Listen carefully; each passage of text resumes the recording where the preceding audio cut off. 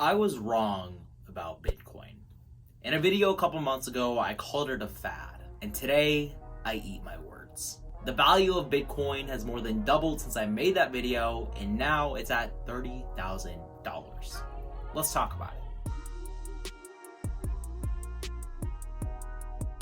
Welcome back, everybody. Today I'm going to be talking about one of my biggest investment mistakes, betting against Bitcoin.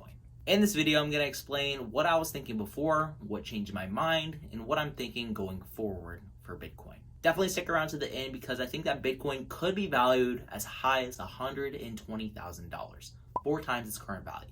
But before we get into it, if you appreciate me calling out my own make sure to leave a like on this video and subscribe if you're new to the channel. With that out of the way, let's get into what the hell I was thinking. A couple months ago, I publicly stated that Bitcoin was a fad.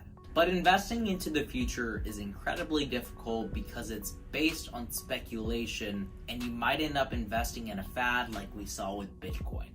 Everyone was buying it back in 2017 without knowing what in the hell it was. And I remember all the meme videos from 2017 from people like Trevor Wallace. Oh, what's going on, Kyler? Tell me the good news. We're mooning?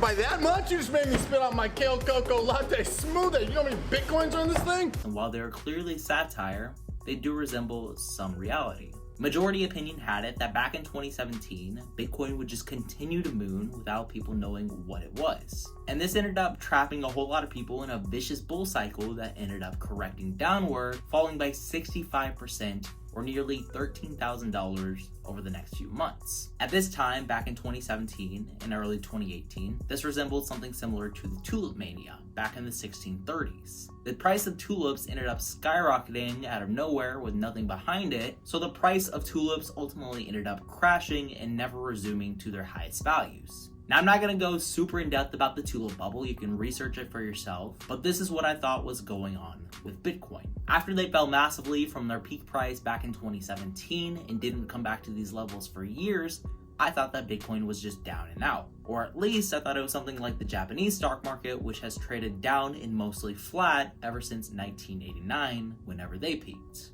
I previously thought that never in the future would Bitcoin cross the $20,000 mark. Well, it turns out that I was wrong, and now it's trading at $30,000.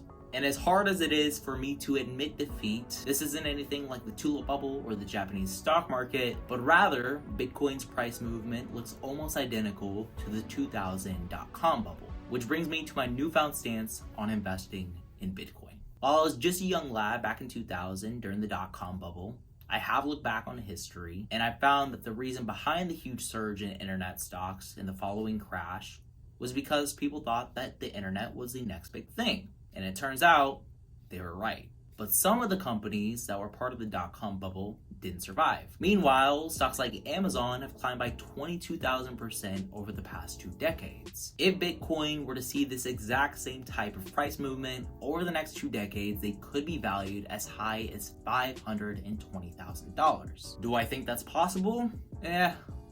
No, but I wouldn't count it out of the equation altogether. I'll get into a more realistic price target for Bitcoin later on in the video, but for now, let's get into what really changed my mind on Bitcoin. What I think is the main catalyst here is adoption. And while a lot of the people buying Bitcoin still don't know what the hell it is, it's becoming more widely available, and this information about Bitcoin is slowly going to come out over the next few years, and investors can decide whether they want to buy more or sell out of what they have. With more mainstream companies like Square with their Cash App and PayPal allowing for the buy and sale of Bitcoin, this is going to help driving more adoption and sending Bitcoin's price up even further. Now, we could start to see big banks like Bank of America, Wells Fargo, and Chase, who is infamously against Bitcoin adoption, soon realize that more people are willing to buy Bitcoin now, and there's a whole lot of money in it for them since they can charge a 2% fee for each buy and sale of Bitcoin. While this might never happen, considering that these big banks are supported by the Fed and the US dollar, it is possible that the scenario might play out.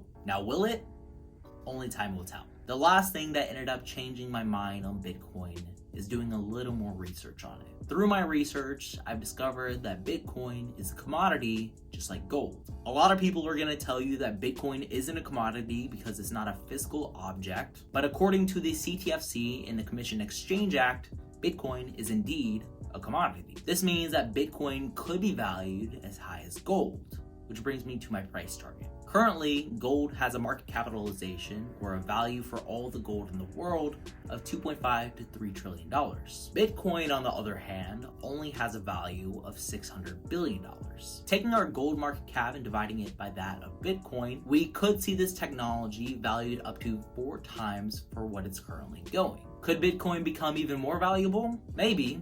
Or maybe it'll never even reach those levels. But if it does, and Bitcoin 4x's, we could see Bitcoin valued as high as $120,000. The similarities between Bitcoin and gold are striking. Both of these are finite resources, and while we're pulling out more and more gold out by the day, eventually the mines are going to run out. Also, both Bitcoin and gold are mined for. Gold is mined with physical labor and pickaxes, whereas Bitcoin is mined with computational power and GPUs. Now, I'm not going to pretend that I know how to mine Bitcoin, because if I did, I'd probably be rich. But the point here is that Bitcoin and gold are similar in these few ways. And finally, the way that I'm going to be going about investing into Bitcoin with this newfound theory is that I'm going to be dollar cost averaging into the dips. Whenever I see a significant dip in Bitcoin's price, I'm going to throw $100 at it. I started this process just a couple of weeks ago whenever I saw Bitcoin's price fall from $24,000 to $21,000, and I'm planning to buy more on more significant dips. If you want to know, the next time I buy Bitcoin, I post all of the trades that I make over on my Discord, which is going to be linked in the pinned comment below. And if you want to go even more in depth about my investments in Bitcoin, you can join my premium Discord, where I'm going to hold live trading and Q&A sessions,